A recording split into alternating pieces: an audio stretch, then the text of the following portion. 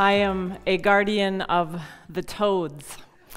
I am very fortunate, I feel very fortunate in that I learned from a really young age that I have a responsibility and an impact on everything around me as a human being.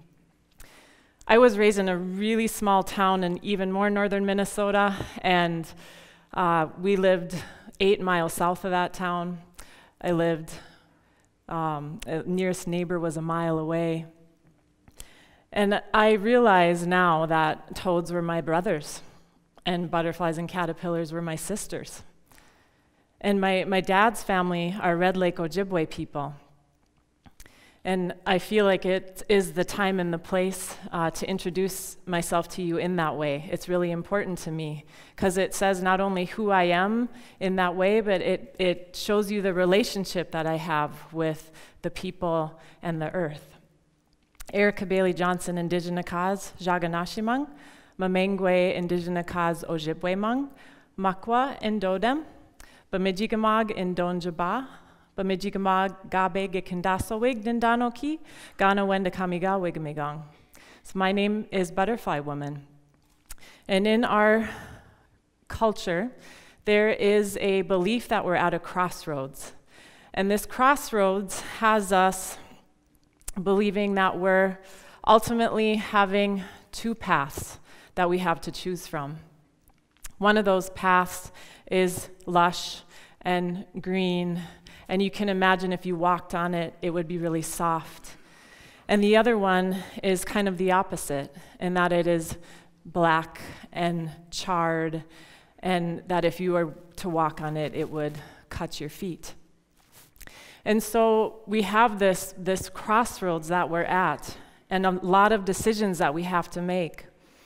And right now I have the kind of the understanding that we're slightly steered towards that dark, charred path.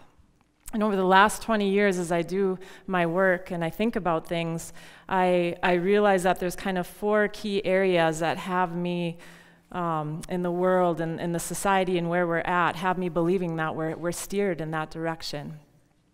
One of them is that we have this human population that is growing exponentially. So we have this growth in the last 100 years that has just not seemed to slow down, not seemed to have a consideration for the rest of the environment around us. So our human population, we take resources. We're a being, we're a living thing, so we take resources to survive. We take air and water and space. So the second thing that concerns me is as we have more people on this planet, we automatically take away from something else. So as all the living beings on Earth, we are part of a finite system, and we need to consider that in everything that we do. The third has to do with how our economy is basically set up on this system of growth. So you'll always hear growth as positive.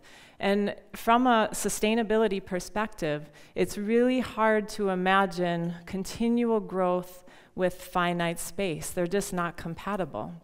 So growing in our population of our community, growing in our businesses, continuing to grow in all these different aspects is a real big concern that I have.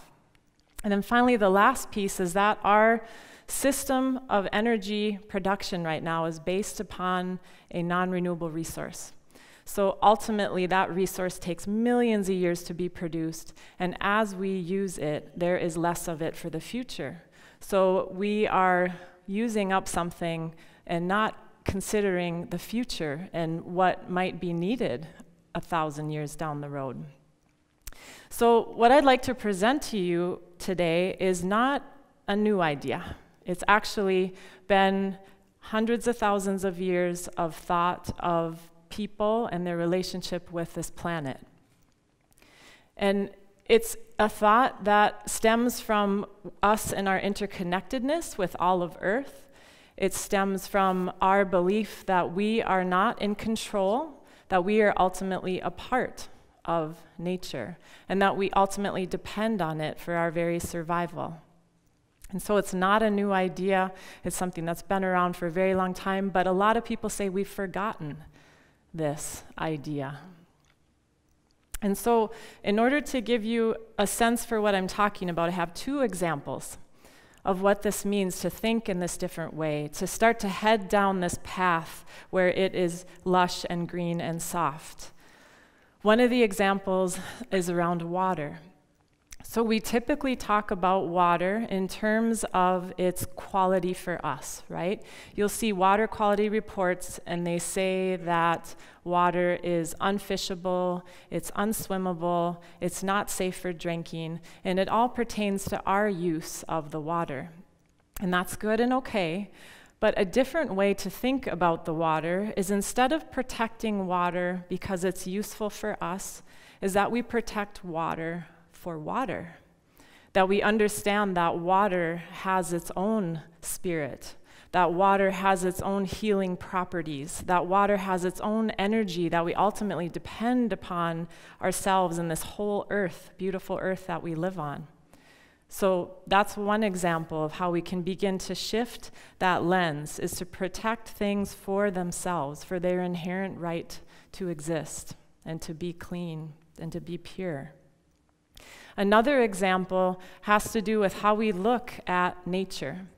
So when we we're acting typically as observers, and we look at nature and we wonder what that object is doing. You know, what does it look like? What is it doing? We look at it as an object.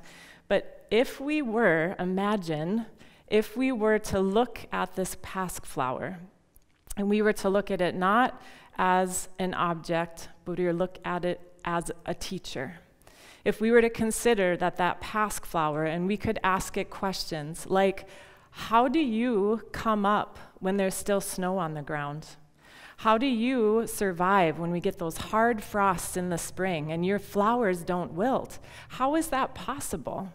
And we begin to understand that we have this different relationship with nature, that not only are we the observer, but also we have lots of things to learn from it. And so those are 2 kind of ways that we begin to shift our lens. So I've come up with 2 ways that we can all begin to integrate this into our lives. And one of those ways, I see it happening, which is really exciting. And we're asking the people that have that lens, that already have that way of thinking, which is like majority of our Indigenous people in our community, that we're asking them to be at the table. So we ask them to be at the table, to take part in our initiatives, to be there, to have a say, but we even need to go further than that. Not just asking people with that lens to be at the table, but also to be a part of the conversation. A lot of times it's really difficult when you're at the table and you think in such a different way about whatever's happening, whatever event you're trying to prepare for, whatever you're talking about. It's really uncomfortable to speak. And so inviting people and respecting that voice is really important. So encouraging Indigenous people to be a part of that, to speak, to feel comfortable and confident. And then ultimately, when they speak, to really deeply listen to understand, for understanding. And then the other piece to that is to ultimately have Indigenous people lead. So have Indigenous people in politics, in positions of government, in organizations where they're actually deciding what to do next. So those are 3 steps that can be taken right now. And the last part is a statement that I was introduced to when I first moved to Bemidji in the early 2000s. And this statement is pretty powerful. And I see it used all over the country and even the world. And yet I don't think we've embraced it in our community yet.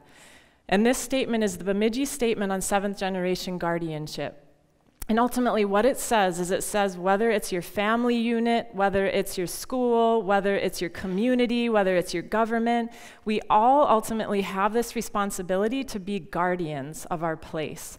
We all have this responsibility to take just one thing and protect it. And so the Bemidji Statement on seventh generation guardianship came about through the Indigenous Environmental Network, working throughout North America with many Indigenous groups of people, asking how do we begin to have this lens in our communities? How do we begin to think in this way? And so it's a really powerful tool that we can all use to begin to understand and shift this way of thinking and begin to curve down the greener path. So once we have that lens, we'll begin to realize that we, as a species, cannot keep consuming resources as we're consuming them, not especially non-renewable resources, that all of life on this planet deserves to have space and to exist, and that we ultimately have a role to play within that to protect and preserve for future generations. So I ask you, what will you be the guardian of? Will you be the guardian of the elm tree outside your front porch? Will you be a guardian of the pond that you grew up with outside your back door? Will you be a guardian of your property around your school? What will you be a guardian of? And I am a guardian of the toads. Thank you.